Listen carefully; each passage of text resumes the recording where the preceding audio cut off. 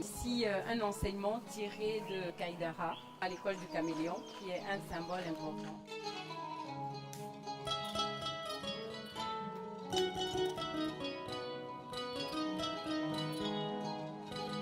Vous avez d'autres œuvres ici comme Kaïdara, Petit Boudjel, Djendo Diwal, La poignée de poussière. Ici, L'étrange destin de Wandrin, là sa biographie.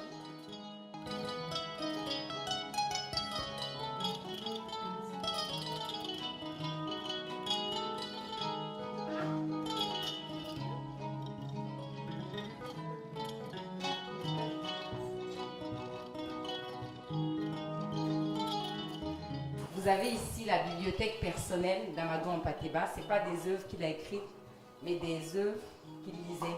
On a des livres sur différentes religions. Vous voyez ici des livres sur la Rose-Croix.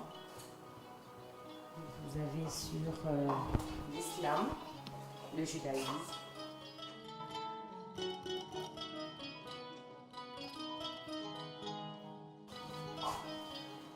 L'histoire de la géographie.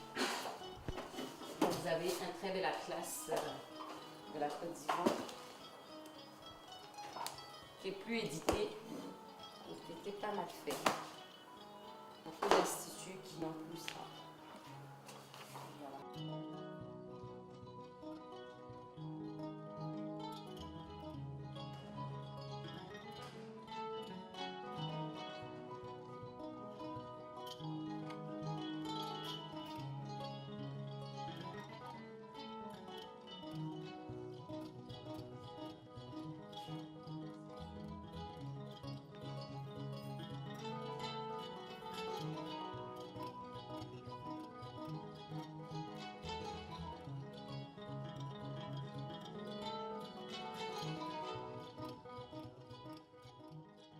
Moi, c'est Mohamed Diarriété de l'Institut Ahmed Baba de Tombouctou.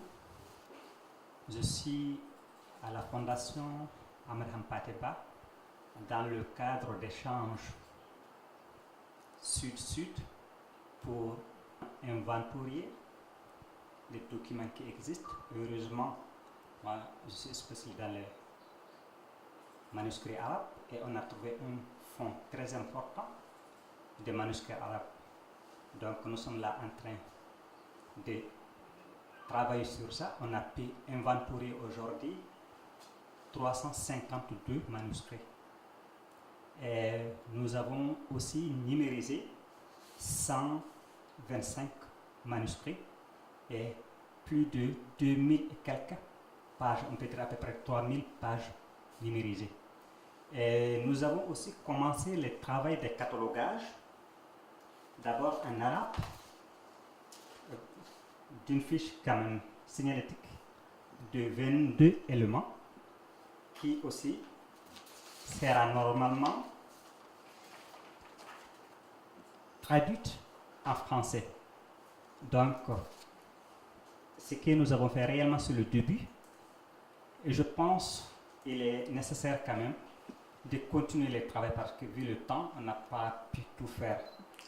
Parce que non seulement il y a d'autres manuscrits arabes qui se cachent quelque part, il faut les voir, les lister et ensuite continuer non seulement le travail de numérisation, mais aussi le travail de catalogage. Pourquoi numérisation et pourquoi catalogage? Parce que ce catalogage, on dit non seulement pour identifier le manuscrit, parce que les éléments que nous avons ici, nous avons les numéros, nous avons les titres, le thème, l'auteur, etc., etc. Je vous ai dit, c'est 22 éléments.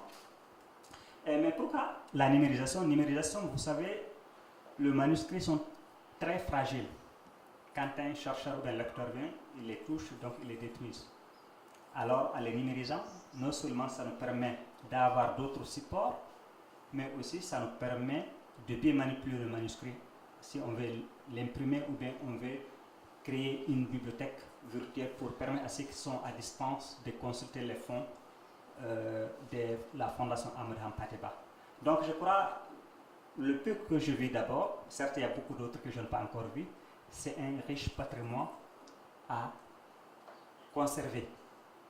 C'est vrai, moi j'ai vu seulement une petite partie de manuscrits arabes, je n'ai pas vu ce qui concerne les Français, Et je n'ai pas vu ce qui se trouve ailleurs. Je crois vraiment si on arrive à exploiter ces fonds, ça permettra la renaissance culturelle africaine. Et surtout que ce qui m'a beaucoup marqué, même le Coran, on trouve ça traduit en fulfulde, en langue pure. Et réellement, c'est ignoré. Je crois si on arrive vraiment à bien travailler ce manuscrit, chacun profitera de cette richesse culturelle. Moi, je suis l'informaticien. J'aide en fait à mettre en place le processus de numérisation. Donc, comment se passe le processus de numérisation? Dans un premier temps, en fait, qu'est-ce qu'ils ont fait? Ils ont catalogué, donc ils ont identifié en fait les manuscrits qui étaient en arabe. Donc, c'était pas tâche évidente, ils ont pu le faire. Et après, puisque les manuscrits étaient sur le point de se gâter et tout, donc on a procédé à la numérisation.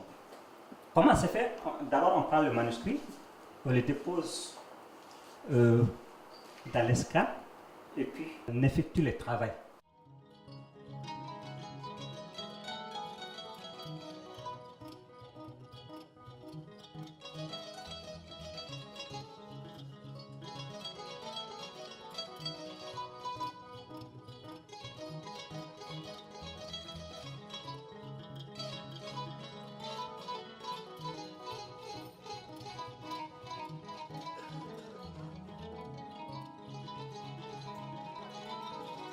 Bien sûr, avant de numériser quelconque manuscrit, lorsque nous étions bien sûr, le manuscrit était entassé en vrac, donc il fallait les trier d'abord, les mettre en ordre.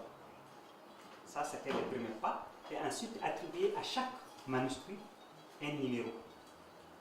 Donc, après avoir attribué les numéros, on essaye de voir le manuscrit à numériser, parce que nous avons des originaux, nous avons des photocopies. Donc les originaux, on les numérise immédiatement, mais les photocopies qui ont déjà les originaux à côté, on ne pense pas la peine de les numériser parce qu'il pourrait avoir des problèmes de stockage après. Donc, comme le manuscrit ont déjà les numéros, donc maintenant on peut les numériser avant de les cataloguer. Donc je vais effectuer le travail de numérisation.